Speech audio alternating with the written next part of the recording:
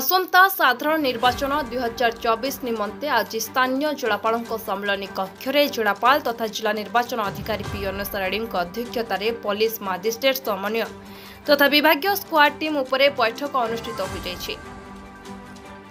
बैठक में आरक्षी अधीक्षक अभिलाष जी, अतिरिक्त जिलापाल तन्मय कुमार दरवान और तिलोचन पात्र, सीडीओ जिला परिषद दयामय पाढ़ी, धर्मगढ़ उपजिलापाल धीमन चकमा, भवानीपाटना उपजिलापाल विश्वजित दासों समेत एसडीपीओ, समस्त तहसीलदार, समस्त थाना अधिकारी, अबकारी क्षेत्र अधिकारी, जीएसटी अधिकारी, आयकर विभाग अधिकारी, जंगल विभाग अधिकारी, सरकारी वकील, आरटीओ, डीआईपीआर, निर्वाचन संयुक्त अधिकारी उपस्थित थे।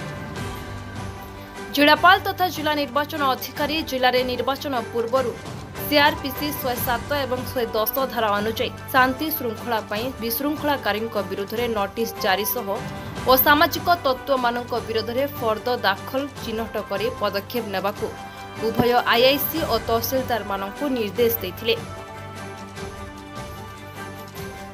संवेदनशील बूथ मानकरे वेबकास्टिंग और सुरक्षा फोर्स मुतयन उपरे आलोचना होइतिला। जिले में अबाध मद, निशा द्रव्य, गंजेई कारोबार को रोकवाकू अधिक जबत, दोषी विरुद्ध में दृढ़ कार्यानुष्ठान, जरिमाना आदाय को अधिक त्वरित करने को अबकारी अध्यक्ष को निर्देश देते। निर्वाचन वातावरण को अबाध और स्वच्छ रखा समस्त तहसीलदार पुलिस समन्वय रखी बेआईन मद बिक्री करुवा पान किराना दुकान ढाबा मालिकों को गिरफ और दुकान सील करने को जिलापाल निर्देश देते। अबकारी जीएसटी आयकर जंगल विभाग टीम द्वारा धरपगड़ और जरिमाना आदाय उपरे पुंखानुपुंख पचारि समीक्षा करथिले। हेलमेट चेकिंग, मद पी गाड़ी चलाइबा, अधिक गति को रोकवा और जरिमाना आदाय पई आरटीओ को निर्देश देथिले।